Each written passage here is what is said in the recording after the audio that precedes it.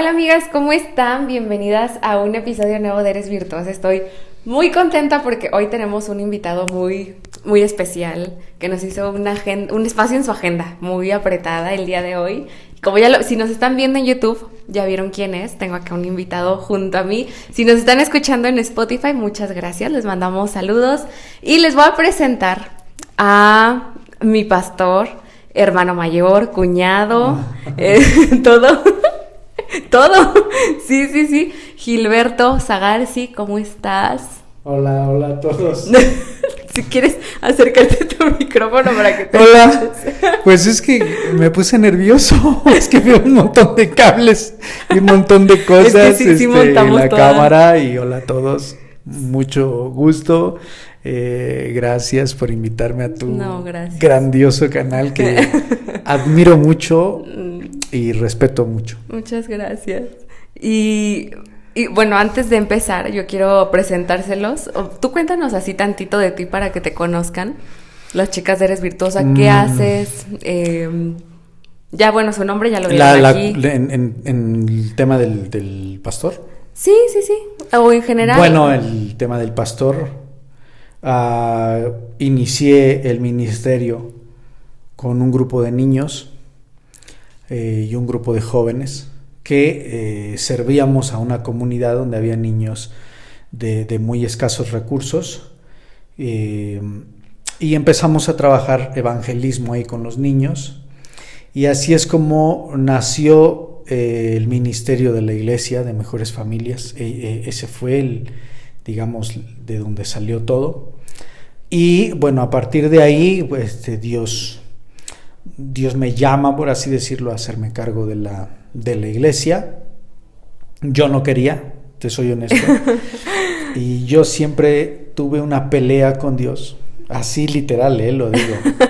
Una pelea con Dios porque tenía yo dificultades para empatar mi profesión, mi carrera con el ministerio.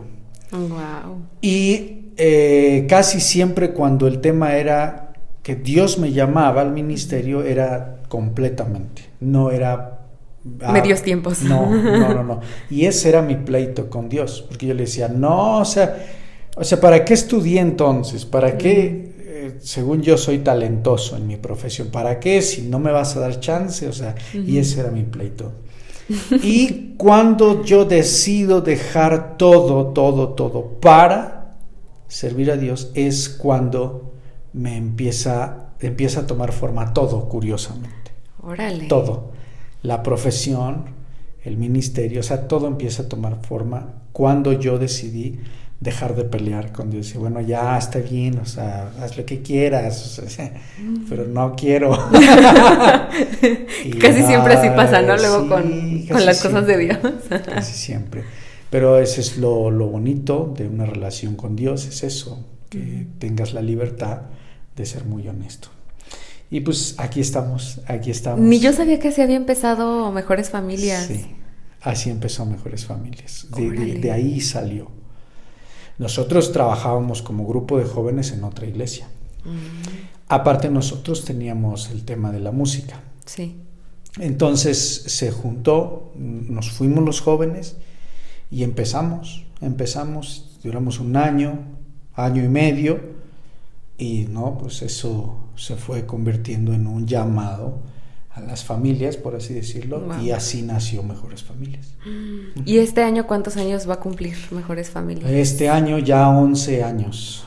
¡Órale! O sea, en noviembre cumplimos 10. Y este año vamos a cumplir 11. ¡Qué rápido! Sí, rápido. O sea, cuando yo los conocí, llevaba como 2 años, 3 años de haber empezado Mejores Familias. Como 2 años, yo creo. Como 2 años. Wow. Sí, rapidísimo. Hay niños que hoy son adolescentes, sí, y me hacen ver muy mal. Revelan. Sí, revelan muchas cosas que uno no quiere revelar. Yo los conocí muy pequeños. Sí. Y no son unos adolescentes. Ya hoy son adolescentes. Son jóvenes y... Wow. Sí. Qué impresión. Bueno, y es mi gusto decir que yo conocí a Dios en Mejores Familias. Sí. Me bauticé en Mejores Familias también. Eres de la casa. Sí. Sí. Qué padre, ¿eh? Sí, es cierto. Sí. Qué Sí, padre. sí, sí. Sí. Ahorita que estoy pensando, Ajá, sí, qué sí, bonito. sí, sí. Y así muchos han nacido, han crecido en Mejores Familias y ahí siguen. Ay, qué bonito. Qué Así padre. es. No, yo ahora que me ha tocado ver más de cerca el ministerio de que he estado más con ustedes, más cerquita pues porque me casé con su hermano menor, digo, no inventes, o sea, de verdad que servirle a Dios, o sea, qué privilegio, pero qué, o sea, no voy a decir absorbente, pero sí es algo como que es 100%, o Sí. sea, no hay forma así como que sea tu... A veces no es el 100% físicamente, a veces, que también no está uno las 24 horas, pero es espiritualmente o emocionalmente Sí. estás metido siempre, siempre, siempre, y tú lo has visto ahora. Sí. O sea, la dinámica de cómo funciona Mejores Familias es así, ¿no? Siempre hay algo, y si ahora vamos para acá y ahora hacemos acá y así andamos. Como Ay, qué Apocalypse. impresión. Pues mira, yo puse en mis redes sociales Ajá. que nos preguntaran cosas variadas. Ajá, sí. ¿Qué le preguntarías a un pastor? ¿No? Porque bueno, yo he tenido experiencia de que sí llegué a ir a otras iglesias y todo, pero pues nunca había estado tan cerca de alguien que tal cual estuviera en el pastorado, ¿no? Ajá. Y yo decía, bueno, a mí se me ocurre preguntar esto o aquello, Ajá, pero pues sí, no sí. tienes esa facilidad para hacerlo. Entonces yo dije, pues, ¿por qué no? Que le pregunten a mi pastor. Ajá. Entonces díganme qué preguntas Decía tienen. yo. ¿Qué preguntas tienen? Ok. Sobre todo porque muchas de las que nos siguen son chicas que apenas están conociendo a Dios. Ujú. O que igual y ni lo conocen, pero les causa curiosidad. Y la verdad es que eso me da mucho gusto porque son chicas que les ha causado curiosidad conocer a Dios en un Ajá. mundo donde pues usualmente Dios no es como que lo que más te llame la atención, ¿no? Sí. Entonces, ¿te Sí. parece si vamos con las preguntas que nos mandaron? Bueno, Y... ponme en aprietos. Claro, obviamente, o sea, pues tú contesta. Sí, pero está bien padre. ¿Qué crees que está bien padre? Porque aún yo me considero una persona muy abierta, pero aún así no siempre las personas se sienten con la libertad Sí. de preguntar algunas cosas. Sí. Y está padre eso que estás haciendo. Sí, o sea, yo me siento con la libertad, pues porque he tenido mucho más contacto contigo, aparte porque, pues, o sea, siento que en los últimos 2 años nos hicimos más cercanos, pues, por todos los procesos que nos tocó pasar. Sí. Pero, pues, si no, pues, no, yo creo que tampoco tendría la confianza Sí. pues, sí, de acercarte y decirle a tu pastor así de, oye, a ver, tengo estas preguntas incómodas, ¿no? Ajá. Pero, a ver, vamos, son preguntas muy variadas las que hicieron, ¿eh? Son de Ajá, todos los ok, temas. ok. Y... bueno, primero, para las que apenas están como conociendo, ¿cuál Ajá. es el papel de un pastor dentro de una iglesia? El papel correcto de un pastor es meramente aconsejar y meramente ayudar a las personas en su caminar, Ok. nada más. Hay una idea a veces distorsionada de lo que es un pastor por las circunstancias de muchas iglesias. Hay muchísimas iglesias, muchísimas formas, pero en concreto la labor del pastor es meramente aconsejar, ayudar a las personas en su caminar de conocer y descubrir a Dios, porque las personas no les puedes meter a Dios en sus mentes o en sus corazones. Las personas lo descubren por sí mismas y lo abrazan por sí mismas de acuerdo a sus circunstancias, a lo que han vivido, a sus necesidades. Entonces, lo que el pastor debe hacer es meramente enseñar, ayudar, guiar, por así decirlo, aconsejar, ¿sí? A las personas en su caminar, en su descubrir a Dios. Que es tal cual la analogía del pastor con sus ovejas. Sí, ¿no? Y como Dios lo pone también en la Biblia. Sí, exactamente. Okay. Yo he visto en varias iglesias que hay ministerios que son prohibidos para las mujeres. por ejemplo, una mujer no habla en un púlpito, en algunas iglesias, ¿no? Hay mujeres que no hablan en púlpitos, hay mujeres que no pueden estar en el liderazgo. ¿Eso es bíblicamente correcto? No, no es bíblicamente. Quizá la figura del pastor sea más definida en la Biblia como para el varón, quizá.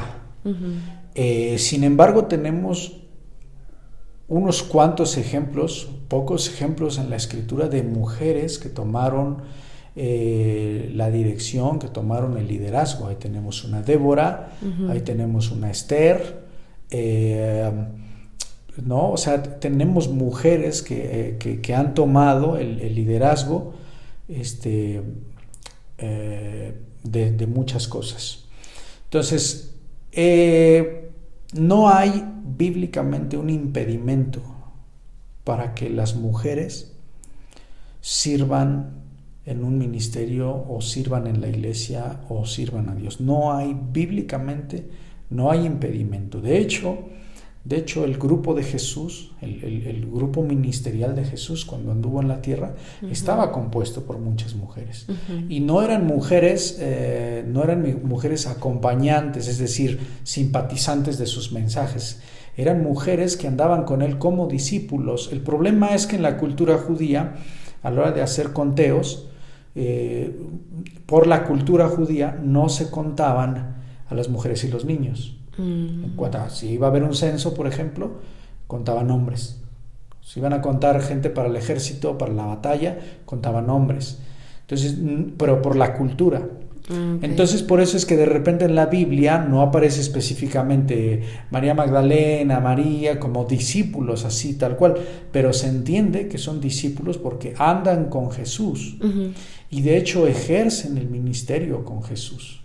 Son las mujeres las primeras que van al sepulcro, son las mujeres las que están con Jesús, uh-huh. son las, o sea, tienen una vida activa en el ministerio. Ah, uh-huh. Ok. Sí. Porque a mí sí eso sí me llamó mucho la atención.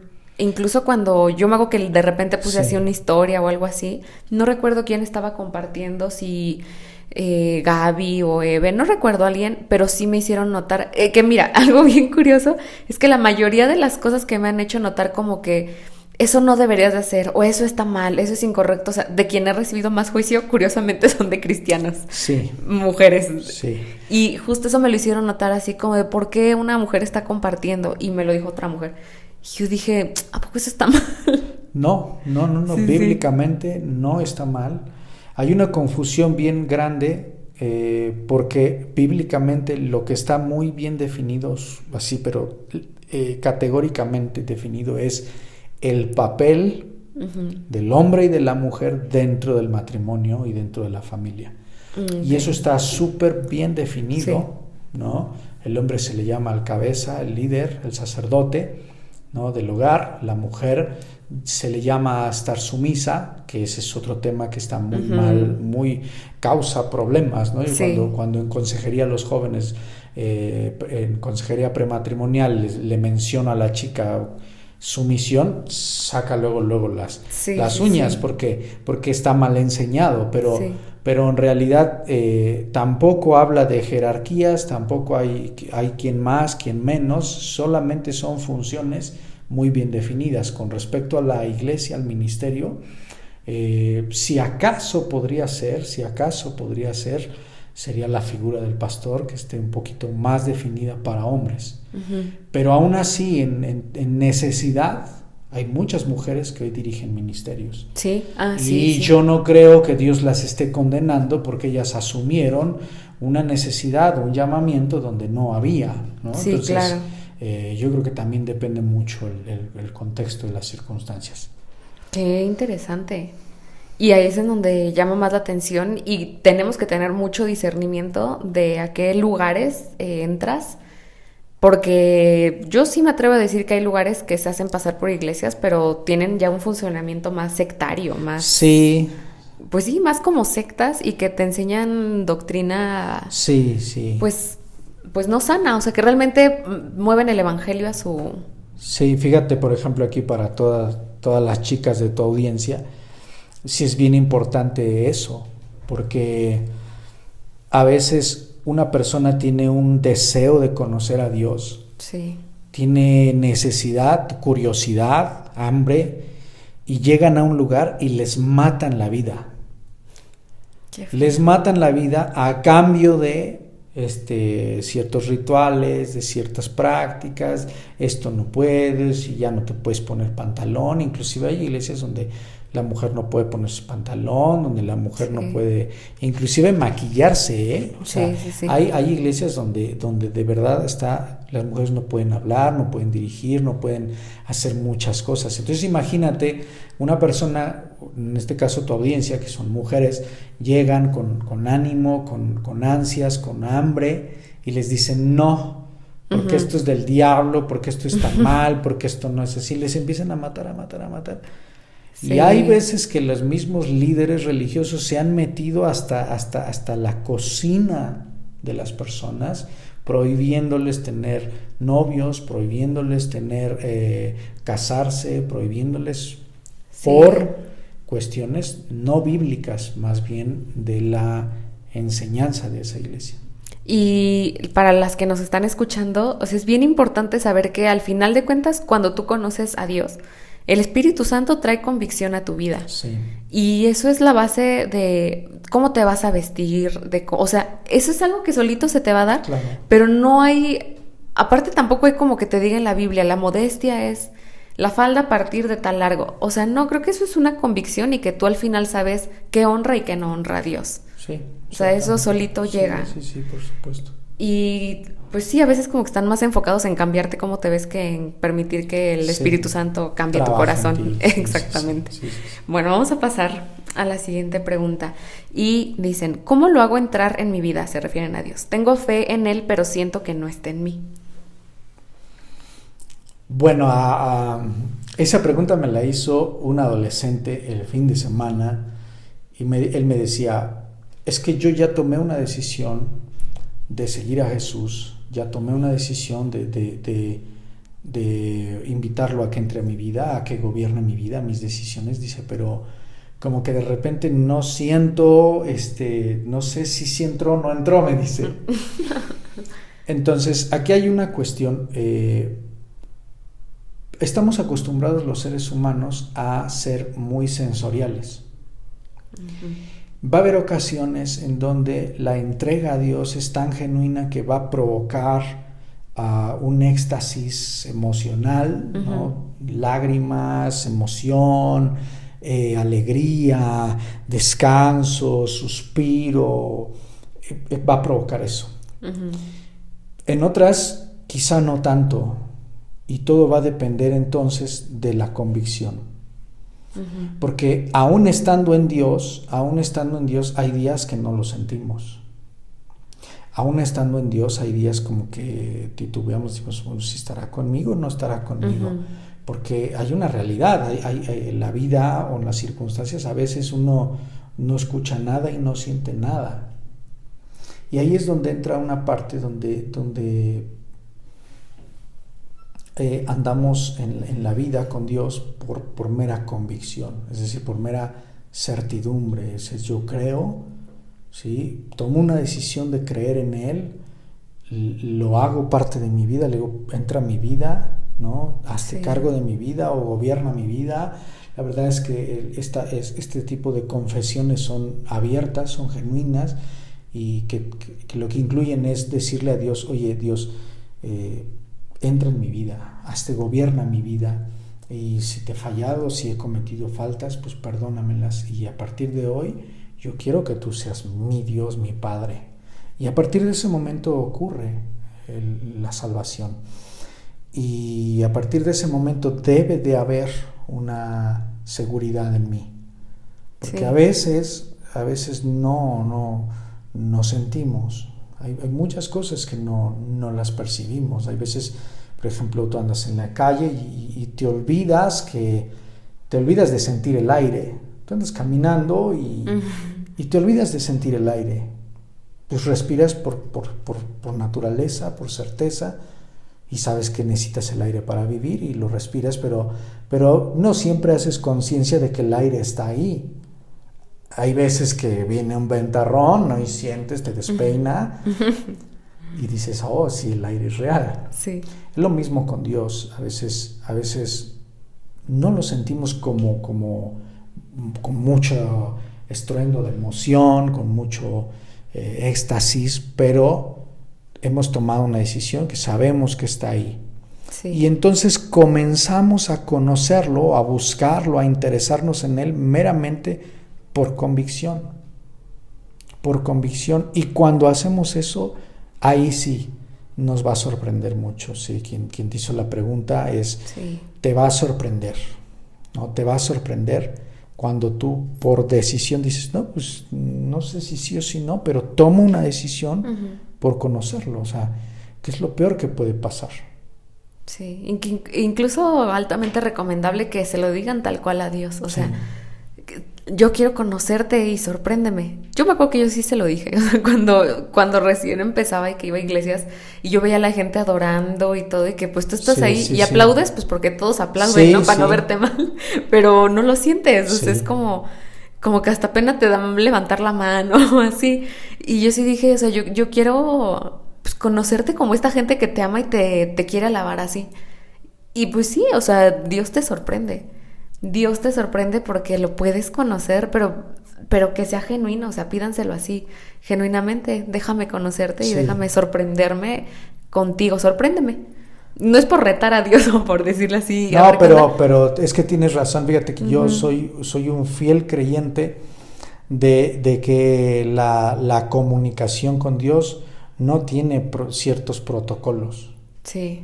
¿No? Entonces, yo acostumbro decirle a la gente, tómate un espacio a solas y enfréntate a Dios y habla con Él lo que tengas en tu corazón, porque al final del día Dios conoce nuestros corazones, lo que pensamos, lo que sentimos. Entonces, si le decimos algo que no está dentro, de todos modos lo sabe. Sí. Entonces, con Dios es muy hermoso, muy bonito, ser muy honestos, abiertos. Oye, Dios, mira, la verdad es que a mí me dijeron que tú existes. Yo, la verdad, no siento nada, no sé si existas, pero sé que si tú existes, puedes hacer algo en mí. Entonces, crúzate en mi vida, o manifiéstate, o hazme sentir que eres real, o cosas de ese estilo, y créeme que en esa línea sí, Dios siempre nos va. Sí, te sorprende. Sí. Sí, totalmente. Vamos a la siguiente pregunta. ¿Cómo puedo llevar una mejor vida cristiana si soy la única en mi familia? Generosidad. Sí. Amor, generosidad. Siempre mi manera, mi carácter transformado, mi temperamento controlado, siempre va a hablar muchísimo más que el tiempo que yo pase yo en la iglesia. Como recomendación, no rechaces a tu familia por eventos de la iglesia.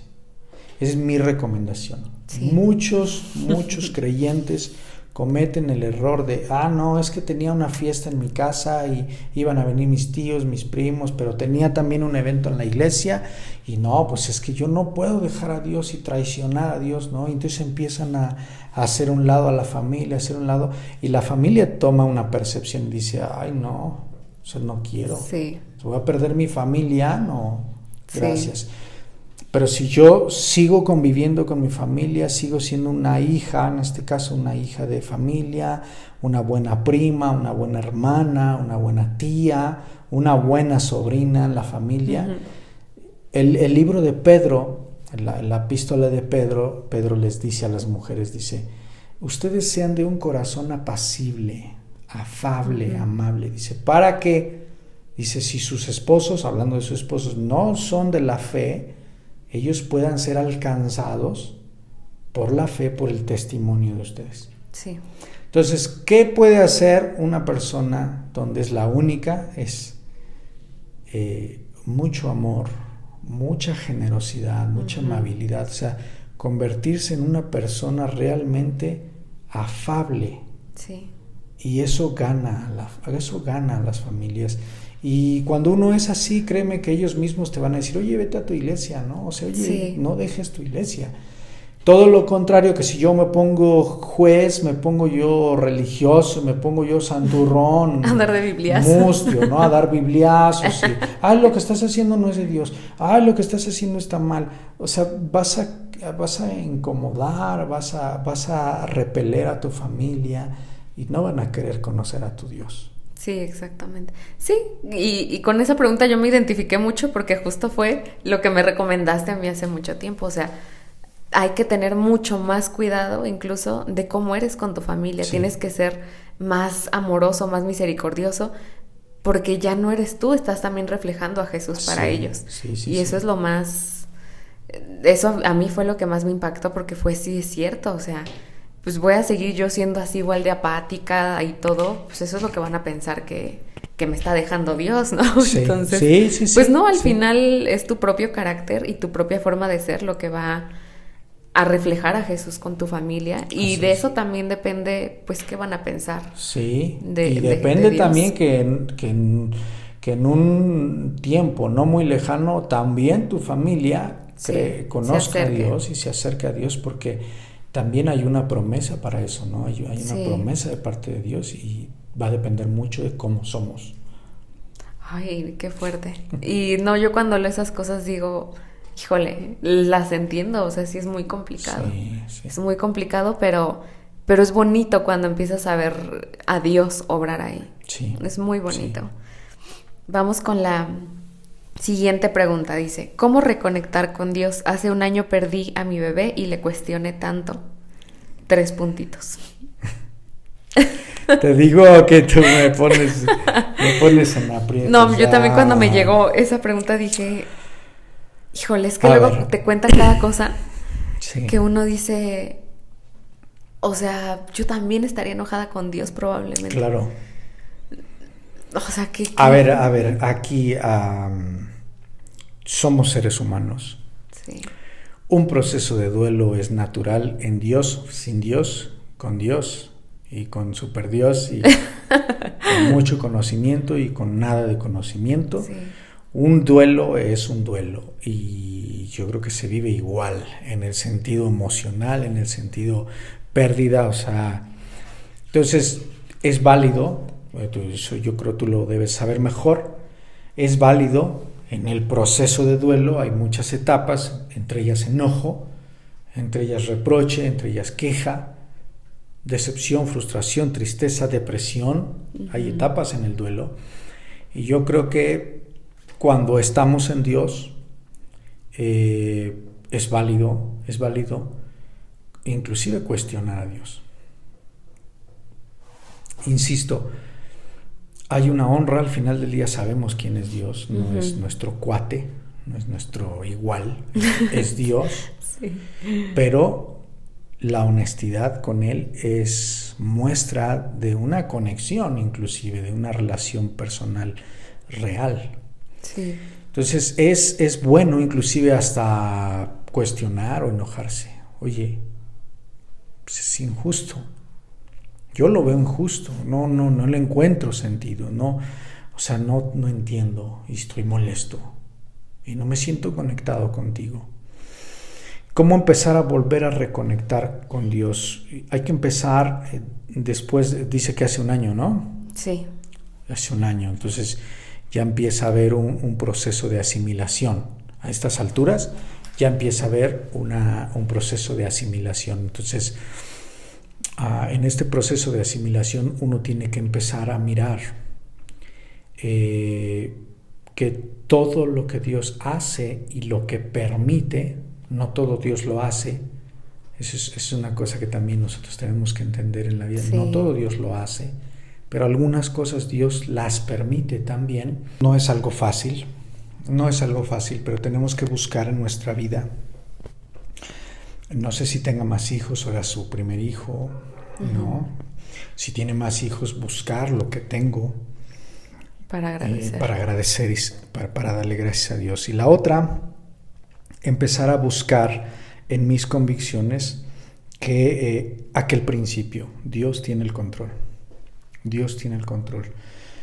Y todo va a estar bien. O sea, quizá el duelo dure más, no sabemos, pero lo que sabemos es que si somos hijos de Dios, Él tiene el control.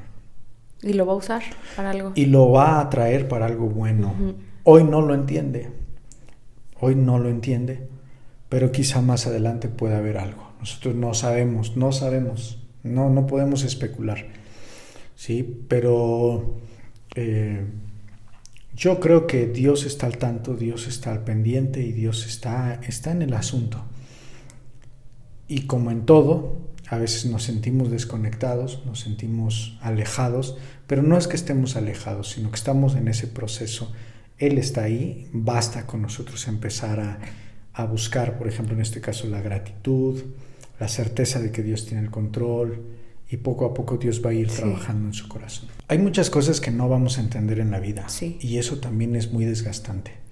Si esta persona, esta mujer, se obsesiona por saber el por qué, se va a desgastar mucho.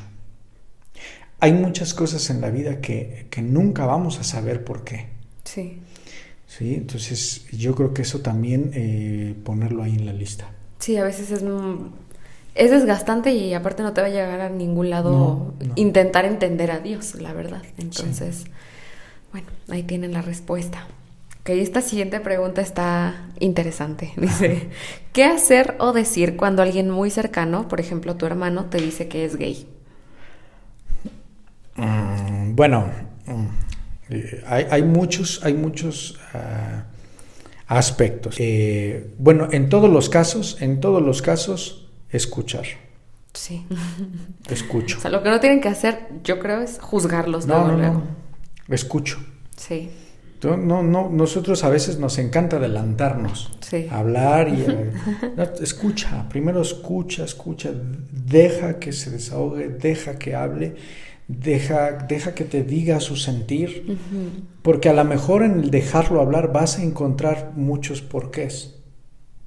Vas a encontrar si está en un proceso de confusión, si está en un proceso de decepción, si está en un proceso de abuso. En el escuchar vamos también nosotros a poder identificar muchas cosas. Siempre con amor, siempre con respeto, nunca menospreciando a las personas en el sentido de lo que tú dices es tonto o lo que tú dices no vale, sino siempre respetando lo que las personas dicen, lo que las personas sienten, porque al final, si él dice que lo siente, pues lo siente, si él dice que lo piensa, pues lo piensa, yo no puedo contradecirle. Si es mayor de edad, bueno, pues es mayor de edad, tendremos que respetar sus decisiones y siempre que haya la oportunidad o que nos pidan opinión, ¿sí? Hablar con amor, ¿sí? Sobre la verdad. Si es menor de edad, sí tenemos que tener mucho cuidado, igual respeto, no menosprecio, no juicio, pero sí con mayor ahínco buscar la forma de apoyar al menor en su identificación. Porque al final del día hay una verdad, y la verdad es que no existe un gen homosexual, no existe, no lo hay. Cuando se intenta ayudar a una persona que encuentre su identidad correcta, su identificación, no es por quererlos cambiar, no es por despreciarlos, no es porque valgan menos, sino simple y sencillamente porque cuando una persona en esas condiciones se desmorona, se colapsa, es muy triste y doloroso. Es muy triste. Entonces, sí se tiene que ayudar, si es menor, ayudar, buscar la forma de ayudarle. ¿Cómo se les ayuda? Desde la identidad.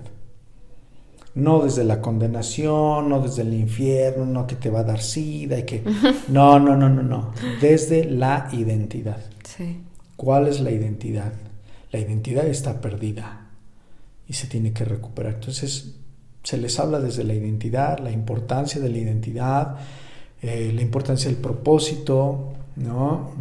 Y esas cosas. Y sí, sobre todo, o sea, uno que ve, ¿no? Hoy en día ves gente religiosa siendo muy agresiva. Y creo que lo que haces es alejarlos más. Sí.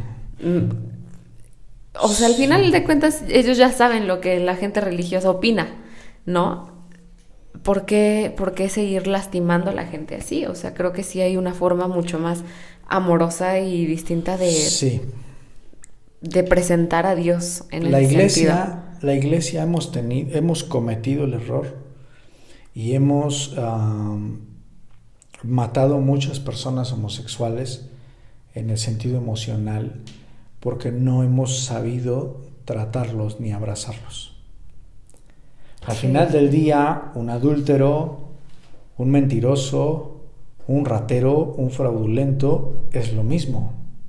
Sí. O sea, no hay más grandes, más pequeños pecados. Uh-huh. Entonces, en la iglesia hemos cometido el error, ¿no? En esa misma batalla cultural, en esa misma enseñanza, hemos cometido el error de crucificar a los homosexuales, cuando los homosexuales tendrían que tener la puerta abierta de par en par, ¿sí? En la iglesia, ser recibidos con amor, ser abrazados con amor.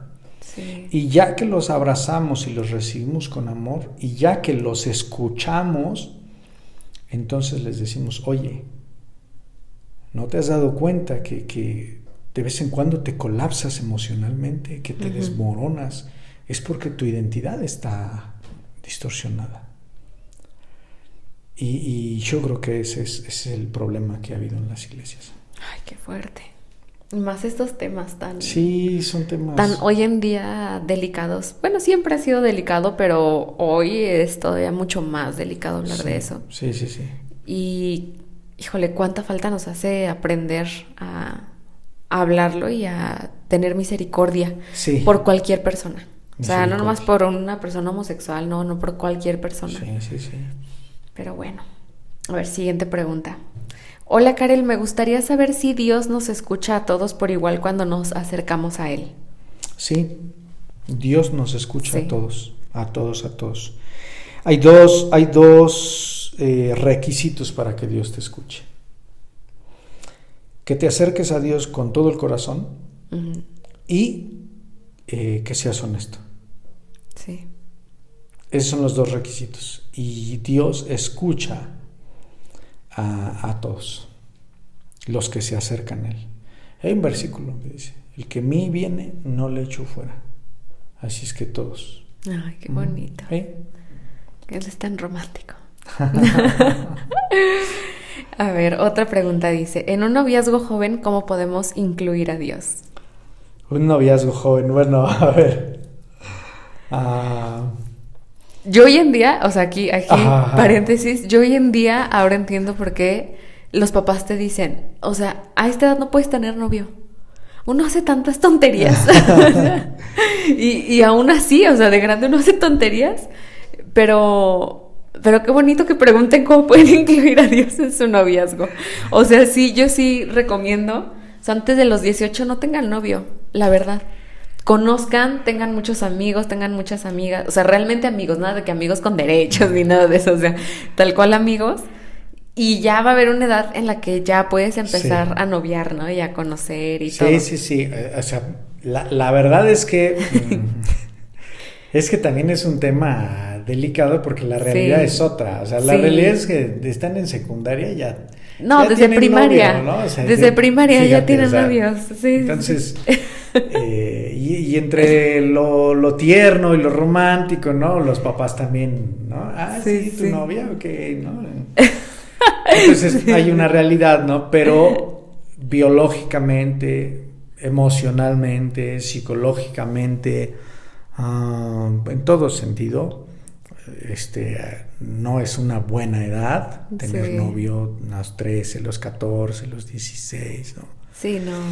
Mira, si los adultos cometemos muchos errores, imagínate un adolescente. Sí. ¿No? Pero si ya están metidos en ese rollo, o sea, si ya dices, no, pues es que, no, ya llevamos medio año de novios y tenemos 16, ¿no? Y queremos Incluir a Dios. Incluir a Dios, no. O sea, a veces me da gusto porque cristianos me salieron. Sí. Pero yo creo que como en todas las cosas, si ese es el deseo, como en todas las cosas, siempre ir dándole prioridad a lo que tiene que ver con Dios. Sí. Sirvan a Dios juntos en la iglesia.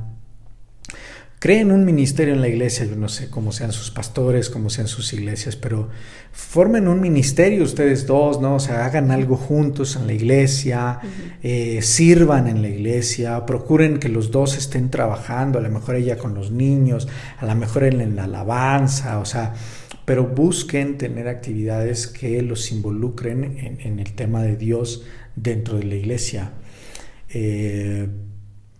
Digo, si ya están haciendo preguntas así muy maduras, pues bueno, podrían tomarse tiempos para estudiar la Biblia juntos, podrían comprarse un libro, ¿no? Hay muchos libros muy bonitos. Después se pueden comprar un libro, leerlo entre los dos, platicarlo,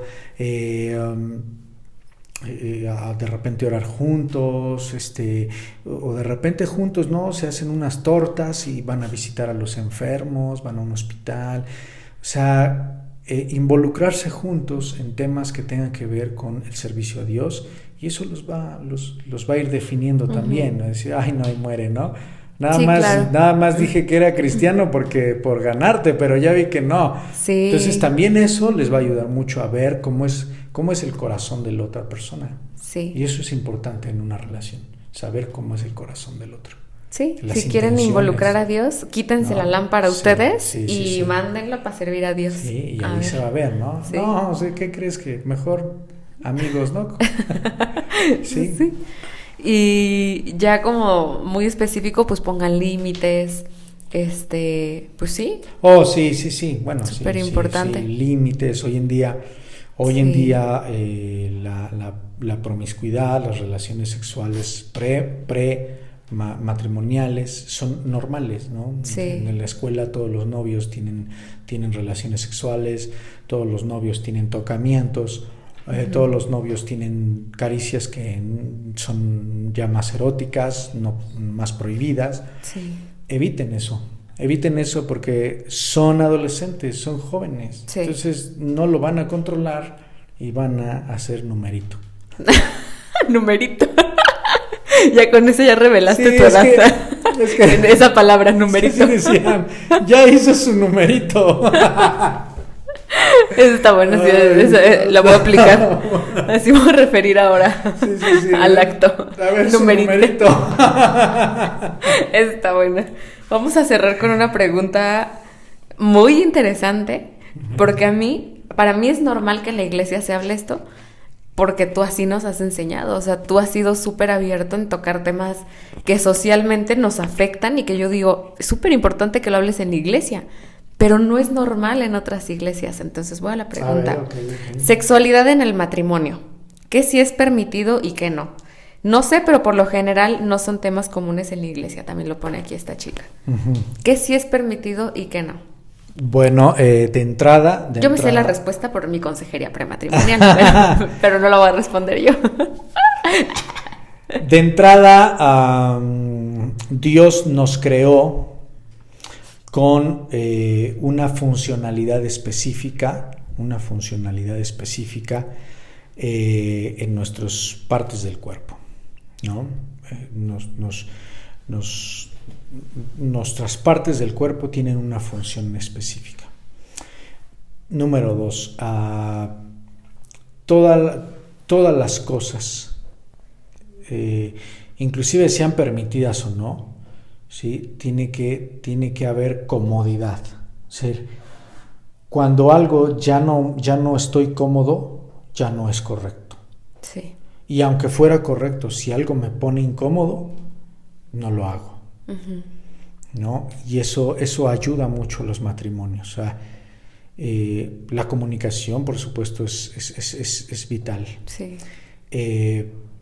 Pero tampoco es así como que el acto sexual y pum, pum, pum y ya, porque la Biblia dice, deleítate y gózate con la mujer de tu juventud.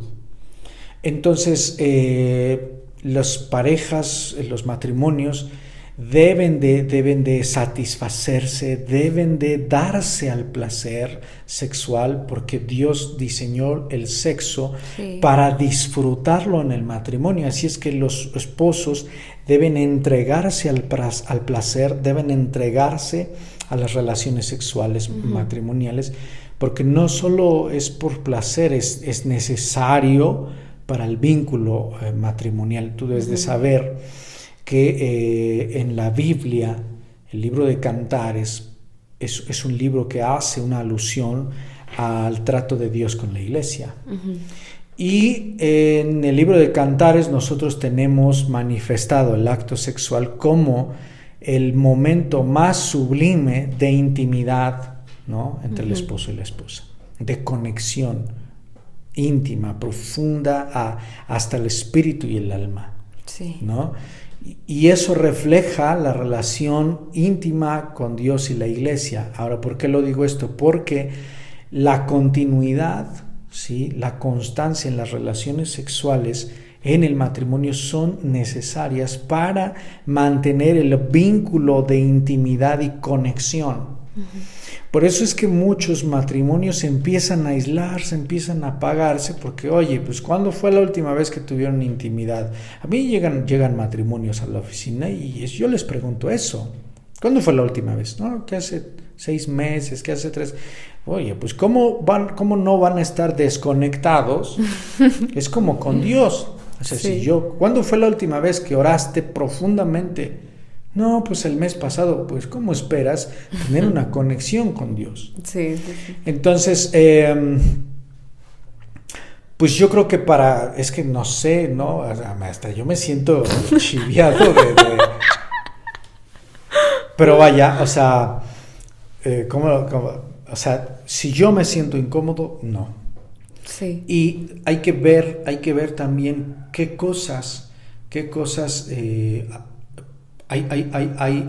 hay tipos de relaciones sexuales que pueden provocar inclusive enfermedades, de tener mucho cuidado de eso, ¿no? Y aparte, si se van al libro de Cantares, o sea, hay partes en donde es muy específico. Sí. Que, bueno, a ver, me voy a quitarme la pena tantito. El sexo oral, está descrito en Cantares. Está descrito en Cantares. No así, por ejemplo, el sexo anal. Sí. O las relaciones sexuales múltiples. Sí, no, tampoco. No, las orgías. O sea, uno tiene que ver también el placer, dónde toca su límite el placer.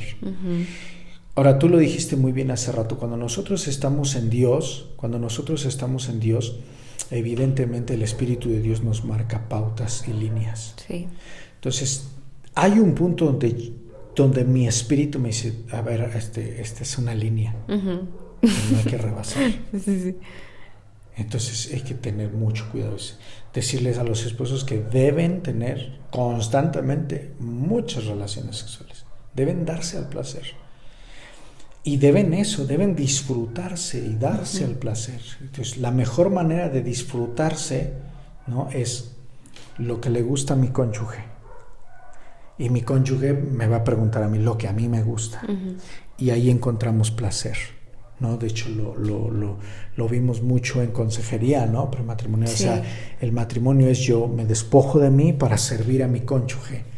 Mi cónyuge se despoja de ella para servirme a mí, y ahí encontramos placer. Lo mismo pasa en la intimidad. Sí. ¿Qué disfrutas? ¿Qué te gusta? ¿Qué no te gusta? ¿Qué te incomoda? ¿Qué no te incomoda? Y bueno, pues a disfrutar, que Dios nos dio el sexo para eso. Gran regalo de Dios. Así es. Pues aquí terminaron las preguntas. Muchas gracias. Muchas gracias, que fuiste tan abierto. Esta última me costó trabajo, porque aparte tu público son puras mujeres, yo me siento acá como observado. No se está viendo la cámara. Igual el rato unas cuantas miles mujeres, pero bueno, gracias. No, muchas gracias, y de verdad esperamos que que les sirva, que les ayude, que sea de bendición. Les voy a dejar las redes sociales de Gil acá en la descripción por si quieren seguirlo. Muchas gracias y nos vemos en otro episodio. Bye.